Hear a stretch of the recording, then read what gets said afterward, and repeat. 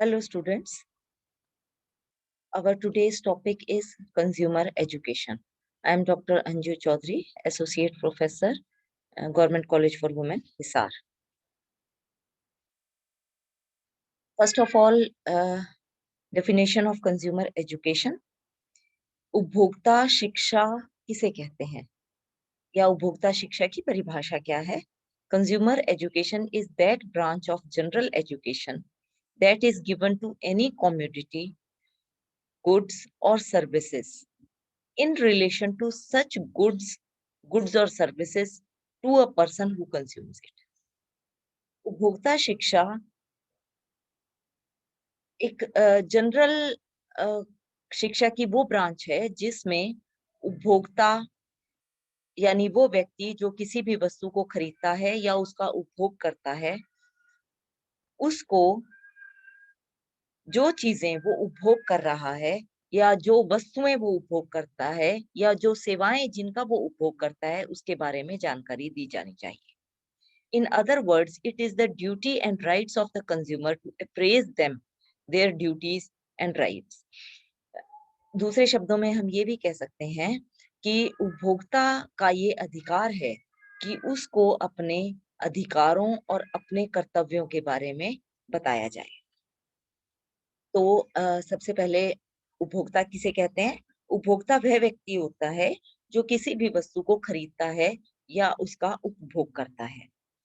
इसके लिए ये भी हो सकता है कि वो उस वस्तु की कीमत इकट्ठी चुकाई हो उसने या किश्तों में. अगर उसने किश्तों में भी वस्तु खरीदी है तो भी वो उपभोक्ता है. प्रतिदिन हम अपने यूज के लिए कोई ना कोई वस्तु खरीदते हैं जिनका प्रयोग करके हम अपना जीवन चलाते हैं. तो हर व्यक्ति जन्म से लेकर मृत्यु तक उपभोक्ता होता है. एक बच्चा है, बचपन में उसको जो भी चीजें हैं वो खुद नहीं खरीद रहा, उसके लिए कोई और खरीद रहा है, तो भी वो उनका उपभोग कर रहा है, वो भी एक उपभोक्ता है. उपभोक्ता को वस्तु खरीदने के लिए या तो बाजार में किसी थोक की दुकान पे जाना पड़ता है या सीधे निर्माता से कोई वस्तु खरीदता है. तो ऐसा है, एक ही व्यक्ति एक ही समय पर उपभोक्ता भी हो सकता है और विक्रेता भी हो सकता है. क्यों? क्योंकि जैसे कोई किसी चीज का निर्माण कर रहा है और उसके बाद उस वस्तु को बेच रहा है तो वो विक्रेता है. लेकिन उसने उस वस्तु के निर्माण के लिए जो रॉ मटेरियल परचेज किया है वो कहीं ना कहीं से उसने खरीदा है, तो वो एक उपभोक्ता है. जब वो खरीदता है तो वो उपभोक्ता होता है, लेकिन वो जब वस्तु को बेचता है तो वो विक्रेता होता है. तो कंज्यूमर एजुकेशन यानी उपभोक्ता शिक्षा किसी भी व्यक्ति को अपने rights and duties as a consumer के बारे में बताना उपभोक्ता शिक्षा कहलाती है. नेक्स्ट आता है व्हाट इज कंज्यूमर चॉइस. अब हम उपभोक्ता की बात कर रहे हैं. उपभोक्ता की जो वस्तुओं का चुनाव करने की कैपेसिटी है उसको क्या कौन सी चीजें इन्फ्लुएंस करती है? बाजार में बहुत सारी चीजें अवेलेबल होती है. सेम ही ब्रांड की बहुत अलग अलग variety of things are there, या एक ही वस्तु के बहुत सारे ब्रांड्स में उपलब्ध है.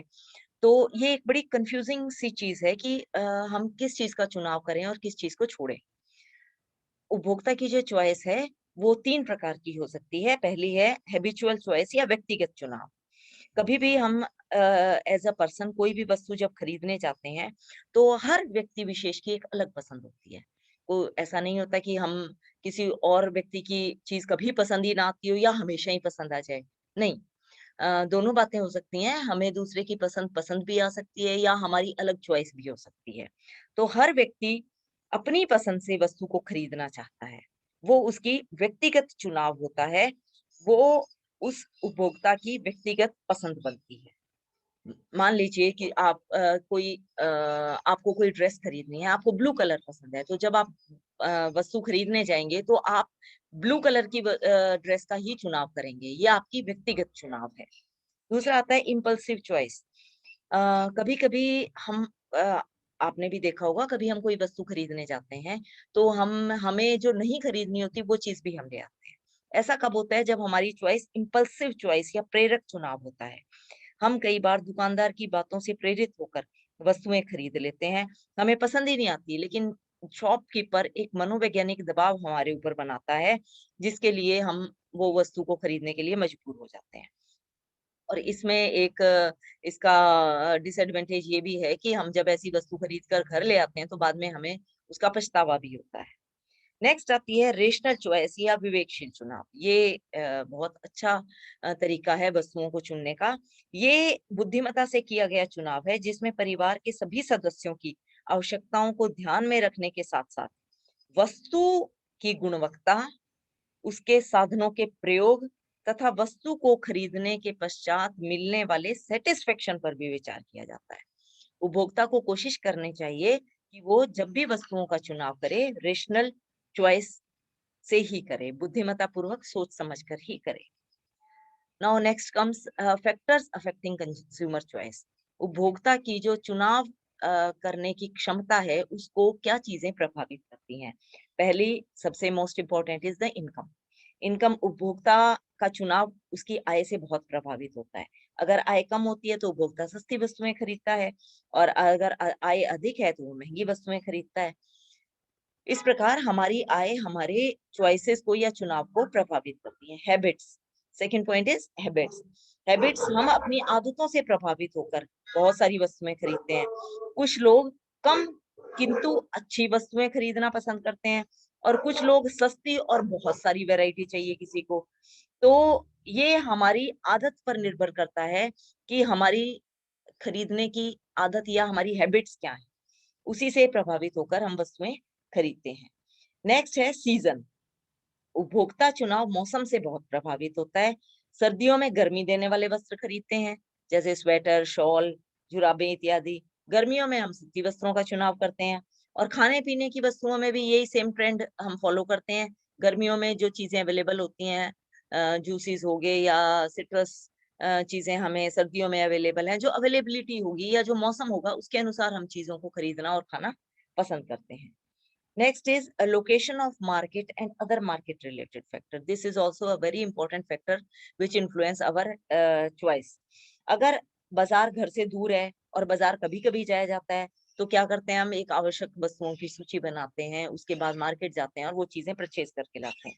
लेकिन कई बार ऐसा होता है कि जो लोग मार्केट में ही रहते हैं या मार्केट बिल्कुल आसपास होते हैं, तो ना चाहते हुए भी घूमने चले गए, कोई एक चीज अच्छी लग गई, हमने खरीद ली। इसके अलावा सेल लगी हुई है, या कोई चीज हमें किश्त में मिल रही है, या एक के साथ एक फ्री मिल रहा है, तो ये भी कुछ ऐसे मार्केट फैक्टर्स हैं जो हमें या हमारी चॉइस को इन्फ्लुएंस करते हैं। Next come advertisements. आजकल आपने देखा होगा, हर चीज का प्रचार प्रसार इतना किया जाता है कि वो हमें बहुत ज्यादा इन्फ्लुएंस करता है। विज्ञापन के द्वारा निर्माता अपनी वस्तु को इस प्रकार से दिखाते हैं कि अगर व्यक्ति को वो चीज की जरूरत भी नहीं है, तो भी उसका मन मचल जाता है उस वस्तु को खरीदने के लिए।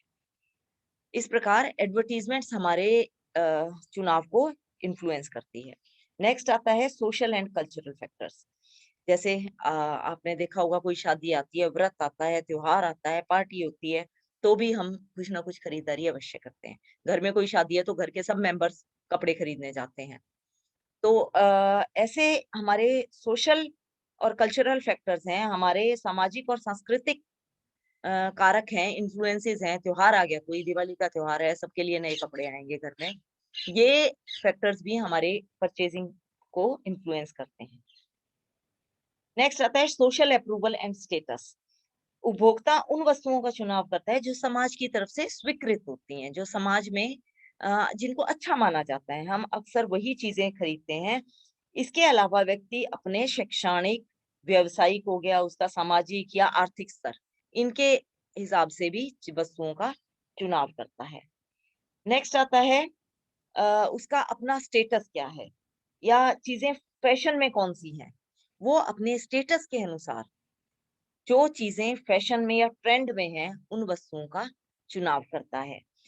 जिस प्रकार के कपड़े, जिस प्रकार का फैशन चल रहा है, ट्रेंड चल रहा है, अगर वो उसके स्टेटस को मैच करते हैं, तो वो उन वस्तुओं को खरीद लेता है। नेक्स्ट आता है decisions to be taken for proper consumer choice. जब भी हम किसी वस्तु का चुनाव करते हैं तो उस समय हमें कुछ डिसीजंस लेने पड़ते हैं, हमें कुछ निर्णय लेने पड़ते हैं। वो निर्णय क्या है? पहला हमें निर्णय लेना चाहिए, हमें अपने दिमाग में ये सोचना चाहिए कि व्हाट टू बाय, क्या खरीदें।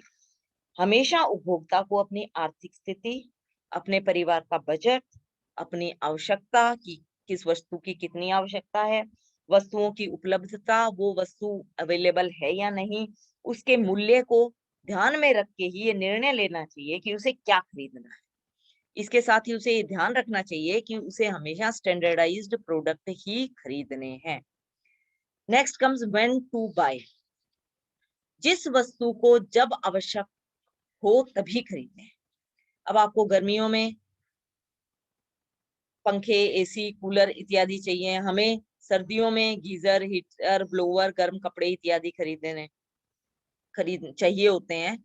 तो हमें ये ध्यान में रखना चाहिए कि जो चीजें हमें लगता है कि हमें ऑफ सीजन में सस्ती मिलेंगी।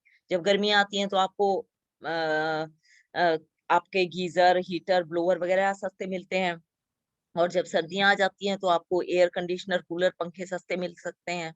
तो इसलिए कोशिश ये करनी चाहिए कि जब वो चीजें आपको कम पैसे में अवेलेबल हो तब उनको खरीदा जाए। It means when to buy. Next आता है फ्रॉम वेयर टू बाय।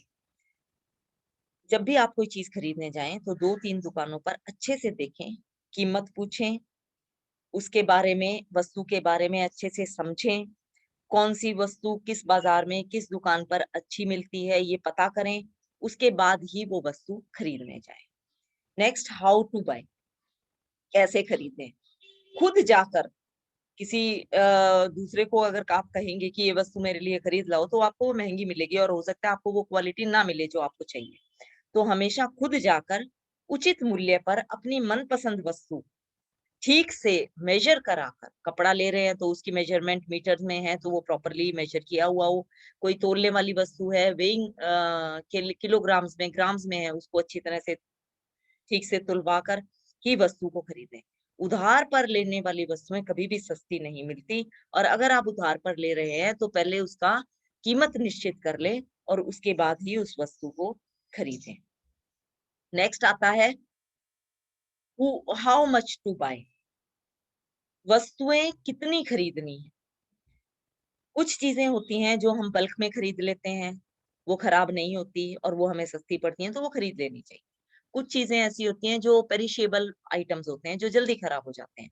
ऐसी वस्तुओं को कम मात्रा में खरीदना चाहिए क्योंकि उनके खराब होने का डर रहता है।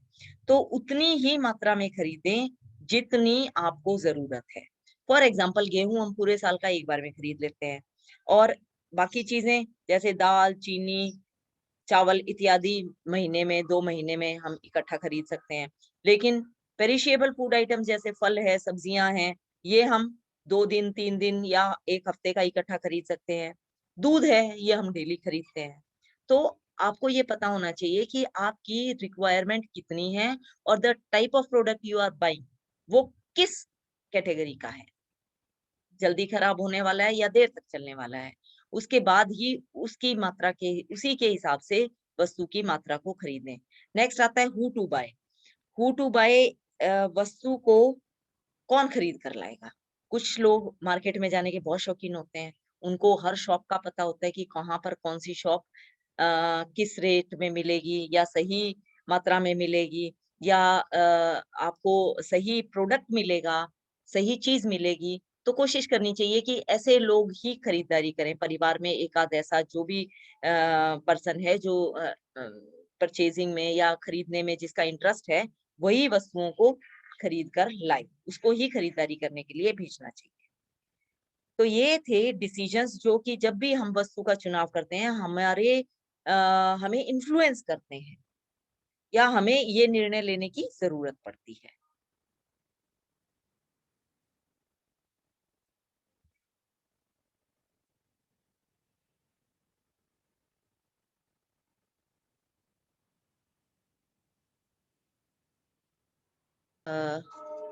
Now I corrected the spelling. It was earlier written as divisions. Now it is decisions. Actually, the word is decisions.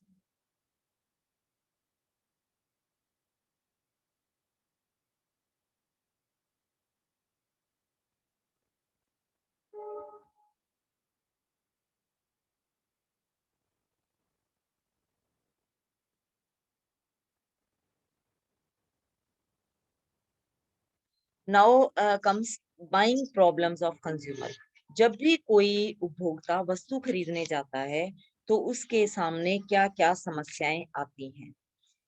First of all, सबसे बड़ी समस्या है वेरिएशन इन प्राइसेस। प्राइस, जो भी बाजार में हर चीज इतनी अधिक मात्रा में उपलब्ध है, सेम ही चीज आपको अलग अलग कीमतों पर अलग अलग दुकानों में मिल जाएगी। तो ये उपभोक्ता के लिए बड़ी प्रॉब्लम हो जाती है कि वो वस्तु को कहाँ से खरीदे। एक ही वस्तु जब अलग अलग प्राइस पर अवेलेबल है तो ये एक समस्या है कि वो कहाँ से उस वस्तु को खरीदे। सेकेंड प्रॉब्लम आती है होर्डिंग एंड ब्लैक मार्केटिंग। कभी कभी जब कोई चीज कम हो जाती है मार्केट में तो शॉपकीपर्स क्या करते हैं, उन वस्तुओं को होर्डिंग कर लेते हैं, उनकी उनको जमाखोरी कर लेते हैं, उनको इकट्ठा कर लेते हैं, जिससे कि कालाबाजारी को बढ़ावा मिलता है। और वो जब वस्तु मार्केट में कम रह जाती है तो कालाबाजारी करके उस वस्तु को अधिक कीमत पर बेचते हैं। ये एक कंज्यूमर उपभोक्ता के सामने समस्या रहती है। नेक्स्ट आती है अडल्ट्रेशन। हर चीज जो भी बिक रही है, हर चीज में मिलावट है। तो ये बहुत ही मुश्किल होता है उपभोक्ता के लिए कि मिलावट वाली चीजों को कैसे अवॉइड किया जाए और कैसे प्रॉपर चीजें बाजार से खरीदी जाए। ऐसे प्रोडक्ट्स खरीदे जाएं जिनमें मिलावट कम हो, या किस तरह से मिलावट को चेक किया जाए, ये एक शॉपकीपर को पता होना चाहिए। Next come frauds and defective weights and measures. बाजार में बहुत सारी फ्रॉड्स का सामना भी करना पड़ता है उपभोक्ता को। वस्तु खरीद के लाते हैं, खराब निकल जाती है, शॉपकीपर वापस नहीं लेता है, या जब आप वस्तु को खरीदने गए आपने ध्यान नहीं दिया, उसने डिफेक्टिव वेट्स एंड मेजर्स का प्रयोग करके आपको वस्तु कम मात्रा में दे दी। इसमें आपका दूध वाला भी हो सकता है, जो दूध का जो मेजरिंग आपका लीटर्स में जो उसका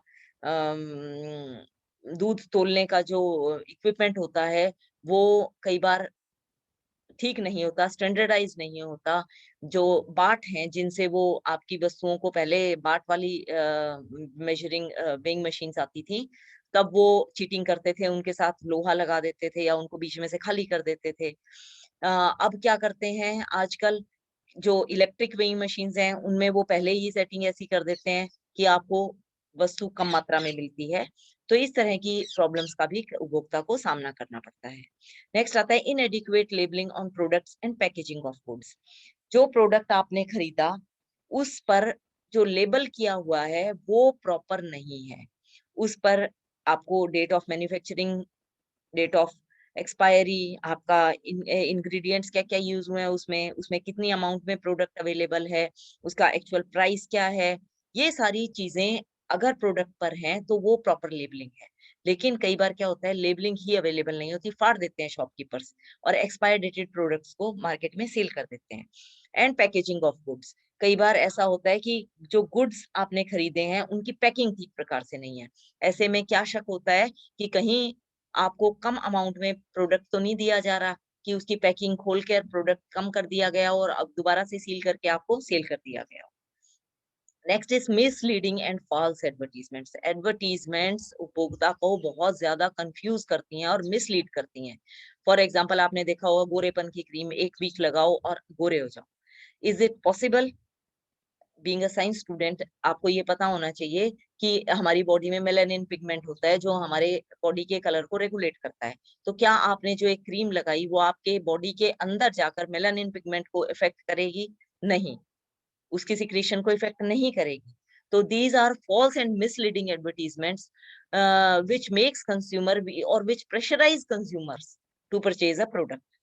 नेक्स्ट आता है सेलिंग ऑफ इमिटेशन प्रोडक्ट्स। हर चीज की second copy, first copy available है, नकली प्रोडक्ट्स। आप एक एयर कंडीशनर खरीदने बाजार में जाएं, आपको एक एयर कंडीशनर 60,000 में भी मिल जाएगा, और वही एयर कंडीशनर आपको 20,000 25,000 में भी मिल जाएगा। उसकी वो फर्स्ट कॉपी, सेकंड कॉपी या सेम प्रोडक्ट नकली बेच रहा होगा शॉपकीपर। नेक्स्ट आता है सेलिंग ऑफ सब स्टैंडर्ड प्रोडक्ट्स। घटिया प्रकार की वस्तुओं की बिक्री। घटिया, मान लीजिए आप देसी घी खरीदने गए लेकिन उसमें आधा देसी घी है, आधा उसने वनस्पति घी मिला रखा है, आपको नहीं पता लगेगा। आप देसी घी से नाम को उस नाम से उसको ले आए, वो है घी ही, लेकिन सब स्टैंडर्ड प्रोडक्ट है, उस लेवल का नहीं है जिस लेवल के पैसे आपने उस चीज के दिए हैं। Next come monopoly. मोनोपोली होता है एक छत्र राज करना मार्केट पे। कोई एक ब्रांड या कोई एक चीज ऐसी है जिसकी बाजार में सिर्फ एक ही दुकान है। ऐसे में क्या होगा कि वो उस शॉपकीपर की मोनोपोली होगी कि वो उस प्रोडक्ट को किस प्राइस पे बेचता है। इससे भी कंज्यूमर को नुकसान होता है। Next come rights of consumer. अब हमने देखा कि ये इतनी सारी प्रॉब्लम्स कंज्यूमर के सामने आती है जो उसकी चॉइस को भी इन्फ्लुएंस करती है, उसकी परचेजिंग पावर को इन्फ्लुएंस करती है। वो नहीं खरीदना चाहता फिर भी उसे चीज लेनी पड़ती है, और अगर एक बार वो चीज को खरीद लाता है तो उसके सामने कितनी सारी प्रॉब्लम्स आती हैं। इन सब प्रॉब्लम से कंज्यूमर को बचाने के लिए सरकार ने कुछ राइट्स दिए हैं, कंज्यूमर उपभोक्ता को कुछ अधिकार दिए हैं। पहला है right to safety. Right to safety का अर्थ है सुरक्षा का अधिकार। इसके अंतर्गत हर कंज्यूमर या उपभोक्ता को अधिकार है कि जो भी वस्तु वो बाजार से खरीदता है उसके प्रयोग के दौरान वो वस्तु सुरक्षित हो। यानी जब वो उसका प्रयोग कर रहा है तब भी वो सुरक्षित हो, और उसके प्रयोग के पश्चात हमारे एनवायरनमेंट के लिए भी वो वस्तु सुरक्षित हो। आप मार्केट गए, आपने कोई चीज खरीदी, आपको पॉलीथीन में डाल के दे दी, गलत था। क्यों? क्योंकि आपने वस्तु तो यूज कर लिया, आपको कोई नुकसान नहीं हुआ, लेकिन जब आपने उस पॉलीथीन को डिस्कार्ड किया एनवायरनमेंट में, तो वो कभी भी खत्म नहीं होगा, वो हमारे एनवायरनमेंट के लिए सेफ नहीं है। तो हमेशा उपभोक्ता को ये अधिकार है कि वो कहे कि मुझे इस पॉलीथीन बैग में प्रोडक्ट नहीं लेना। This is not safe for me and for the environment in which I am living. क्योंकि अल्टीमेटली तो एनवायरनमेंट आपकी ही सेहत को इन्फ्लुएंस कर रहा है ना, आपकी सेफ्टी पर क्वेश्चन मार्क लग रहा है। तो वो ये कह सकता है कि मुझे पेपर बैग दिया जाए। This is consumer right. Next comes the right to seek information, यानी जानकारी का अधिकार। उपभोक्ता को इन्फॉर्म किया जाना चाहिए कि जो प्रोडक्ट वो खरीद रहा है वो उसके लिए कैसे बेनिफिशियल है, या वो प्रोडक्ट उसके लिए कितना लाभदायक है, या उस प्रोडक्ट से क्या उसको फायदा होगा। उस प्रोडक्ट के बारे में सारी जानकारी उपभोक्ता को दी जानी चाहिए। प्रॉपर लेबलिंग होनी चाहिए प्रोडक्ट के ऊपर, कौन सी ब्रांड का है, एनवायरनमेंट के लिए सेफ है या नहीं है, स्टैंडर्डाइज्ड मार्क है या नहीं, प्राइस कितना है, आपकी डेट ऑफ एक्सपायरी क्या है, डेट ऑफ मैन्युफैक्चरिंग क्या है, कौन कौन से इंग्रेडिएंट्स कितनी कितनी मात्रा में उस वस्तु को बनाने में प्रयोग हुए हैं। ये सारी इंफॉर्मेशन लेने का उपभोक्ता को अधिकार है। नेक्स्ट आता है राइट टू चूज। मार्केट में इतनी सारी चीजें अवेलेबल है, उपभोक्ता को ये अधिकार है कि वो खुद चुनाव करे। कोई भी उसको प्रेशराइज नहीं कर सकता शॉपकीपर कि आप यही वस्तु लें। उसको ये अधिकार है कि उसको अगर मार्केट में उसने एक शॉप पे सारी वस्तुएं भी निकलवा ली और उसको पसंद नहीं आई, तो उसको ये अधिकार है कि वो उनको छोड़ देगा। शॉपकीपर उसको प्रेशराइज नहीं कर सकता कि अब आपने ये सारी चीजें देखी हैं तो आपको खरीदना ही पड़ेगा, नहीं। वो छोड़ सकता है उसको। उसे ये अधिकार है कि वो अपनी पसंद की वस्तु का चुनाव करे। नेक्स्ट आता है राइट टू बी हर्ड, सुनवाई का अधिकार। अगर आपने कोई वस्तु खरीदी एज अ कंज्यूमर, आपको ये अधिकार है कि वो वस्तु खराब निकलने की स्थिति में आप दोबारा शॉपकीपर के पास जाएं और आपकी सुनवाई हो। शॉपकीपर आपको सुनेगा, और आपकी वस्तु अगर खराब है वो उसको रिप्लेस करेगा, या उससे जो भी आप अ, जो चाहते हैं, आप अगर पैसा वापस लेना चाहते हैं तो वो आपको पैसा देगा। अगर आप चाहते हैं कि वो वस्तु चेंज करके दी जाए तो वो आपको चेंज करके दी जाएगी। तो आपको अपनी बात कहने का अधिकार है, आपकी सुनवाई का अधिकार है। इसके लिए सरकार ने कंज्यूमर कोर्ट्स भी बनाए हैं, वो आगे आएगा कि कहाँ पर आप की बात सुनी जाएगी अगर शॉपकीपर नहीं आपको अटेंड करता है तो। Otherwise you have a right to be heard.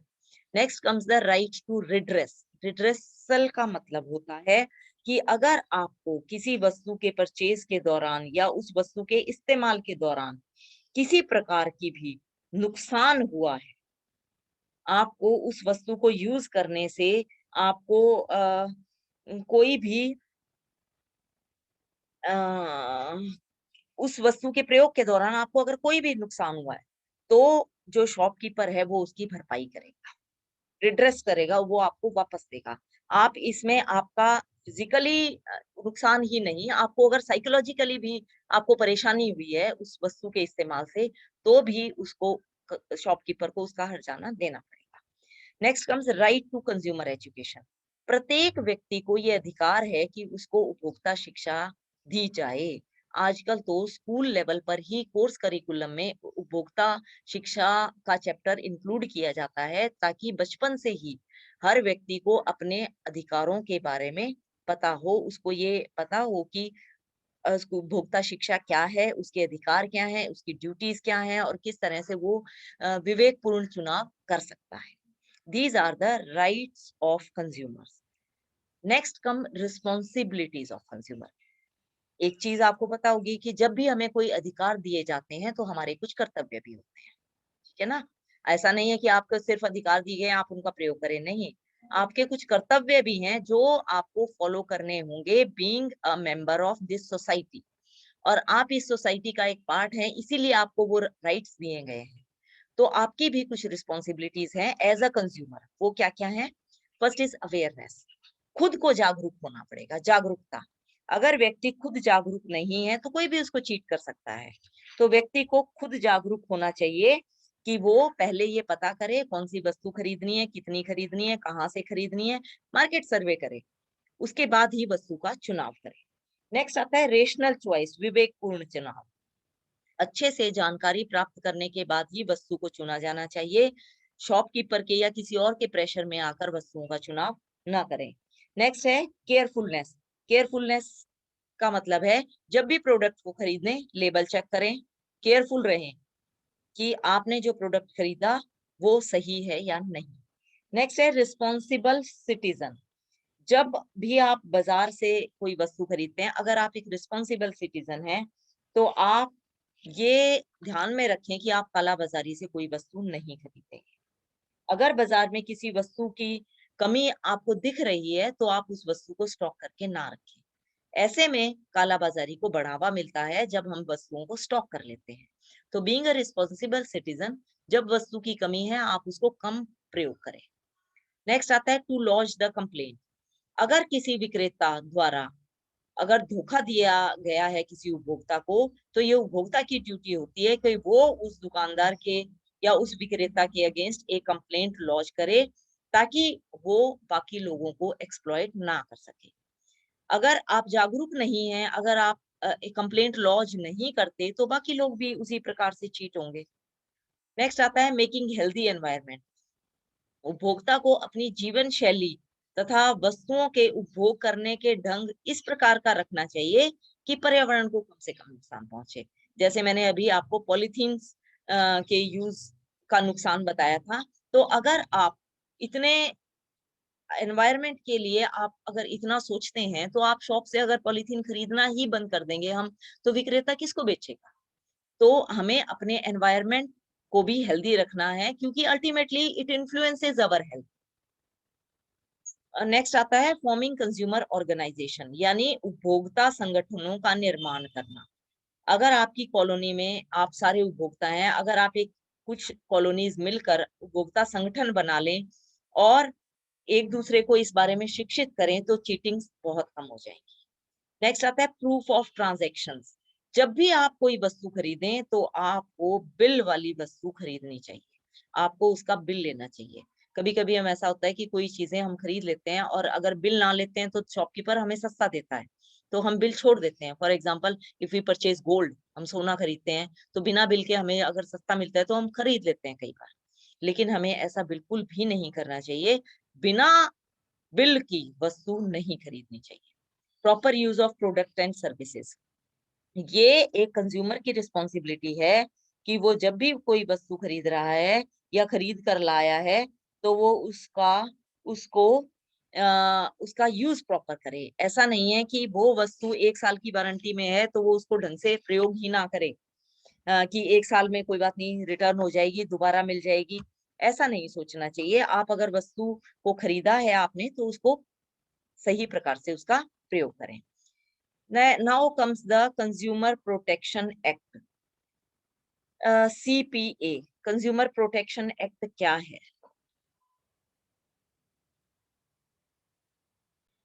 उपभोक्ता के हितों के संरक्षण के लिए भारत सरकार ने 1986 में उपभोक्ता संरक्षण नियम को पारित किया था, जो कि 15 अप्रैल 1857 को जम्मू कश्मीर को छोड़ के बाकी सभी राज्यों में लागू कर दिया गया। इस अधिनियम में ये दोनों पे ही लागू होता है, सेवाओं पे भी और वस्तुओं पे भी। सेवाओं में क्या क्या आता है? बिजली, पानी, सड़कें, यातायात आदि। और वस्तुओं में ये वो सारी चीजें हैं जो उपभोक्ता खरीदता है या निर्माता से हम खरीदते हैं या किसी भी शॉपकीपर से एक उपभोक्ता खरीदता है। इसके अंतर्गत कंज्यूमर फोरम की स्थापना की गई। ये फोरम कंज्यूमर के अधिकारों की रक्षा करने के साथ-साथ अगर कंज्यूमर की कोई प्रॉब्लम है, जायज़ कोई अगर शिकायत है, तो उसकी सुनवाई भी इस फोरम में की जाती है। तो ये 4 लेवल पर ये फोरम काम करती है। पहला है जिला उपभोक्ता फोरम या डिस्ट्रिक्ट कंज्यूमर फोरम। ये अगर आपने कोई वस्तु खरीदी जिसकी कीमत 5 लाख से कम है, तो आप डिस्ट्रिक्ट कंज्यूमर फोरम में जा सकते हैं। जिला स्तर पर कंज्यूमर फोरम जो है उसमें इसकी शिकायत कर सकते हैं। जो इसकी अध्यक्षता एक ऐसा ऑफिसर करता है जो कि जिला स्तर के जज के बराबर होता है और इसमें 2 और सदस्य होते हैं जिनमें से एक महिला सदस्य भी होती है। तो अगर 5 लाख तक की आपकी कंप्लेंट है, तो आप डिस्ट्रिक्ट कंज्यूमर फोरम में कर सकते हैं। नेक्स्ट आता है स्टेट कंज्यूमर रिड्रेसल कमीशन या राज्य स्तरीय उपभोक्ता शिक्षा शिकायत कमीशन। 5 लाख से लेकर अगर आपकी 20 लाख की वस्तु है, तो ये आपको क्षतिपूर्ति दिलवा सकता है। हरियाणा में यह कमीशन चंडीगढ़ में स्थित है। किसी भी स्टेट में यह आपका स्टेट की कैपिटल में होता है। इसके बाद नेक्स्ट है national consumer dispute redressal commission new Delhi. राष्ट्र स्तरीय उपभोक्ता कमीशन शिकायत कमीशन नई दिल्ली। ये हमारे देश में दिल्ली में स्थित है। इसमें अगर आपकी शिकायत वाली वस्तु 20 लाख से अधिक कीमत की है, तो ये आपको क्षतिपूर्ति दिलवा सकता है। इस न्यायालय की अध्यक्षता सुप्रीम कोर्ट का जज करता है। उसकी सहायता के लिए उच्च श्रेणी के 4 और भी सदस्य होते हैं, जिनमें से एक महिला सदस्य का होना अनिवार्य है। तो सरकार ने कंज्यूमर के राइट्स को प्रोटेक्ट करने के लिए जो कंज्यूमर प्रोटेक्शन एक्ट बनाया, उसके तहत 3 लेवल पर आपकी शिकायत दर्ज की जाती है और उपभोक्ता की क्षतिपूर्ति की जाती है। This is all about consumer education. Thank you students.